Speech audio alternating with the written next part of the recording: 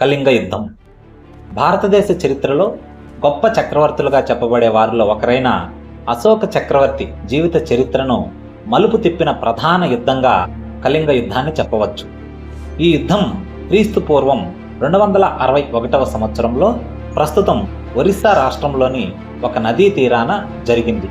ఆ నది పేరు దయానది. అయితే దయానది తీరాన యుద్ధం జరిగిన స్థలం పేరు ధౌలి. అసలు ఈ యుద్ధం గురించి తెలిపే అశోకుని అతి ముఖ్యమైన శిలాశాసనం ఏది అంటే 13వ శిలాశాసనం అని మనం చెప్పాలి. అసలు అశోకుడు ఈ యుద్ధాన్ని ఎందుకు చేశాడో మీకు తెలుసా?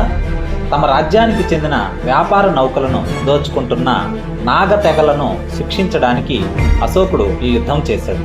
అయితే ఈ యుద్ధంలో పాల్గొన్న కళింగ రాజులు ఇద్దరు. ఒకరు దిమోవసి, రెండవ వారు అనంతన్. ఈ ఇద్దరు కళింగ రాజుల సైన్యానికి నాయకత్వం వహించి పోరాడిన సైన్యాధికారి మహాపద్మనాభన్. ఇక ఈ యుద్ధం ఫలితానికి వస్తే 1,00,000 మంది చనిపోయారు. 1,50,000కు పైగా బానిసలుగా లొంగిపోయారు. ఈ యుద్ధం చూసిన తర్వాత చండ అశోకుడుగా ఉన్న అశోక చక్రవర్తి కాస్త ధర్మ అశోకుడుగా మారాడు. అంటే హింసను వీడి అహింసా మార్గాన్ని ఎన్నుకున్నాడు.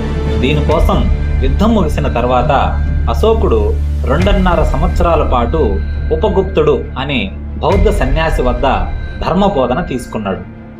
ఉపగుప్తుని మరొక పేరు నిగ్రోధ. ప్రపంచ చక్రవర్తుల అందరి గొప్పతనాన్ని అధ్యయనం చేస్తే అశోక చక్రవర్తిని మొదటి వరుసలో నిలబెట్టి ధ్రువతారగా చెప్పవచ్చు అని ప్రముఖ చరిత్రకారుడు H.G. వేల్స్ తన రచనలో పేర్కొన్నాడు.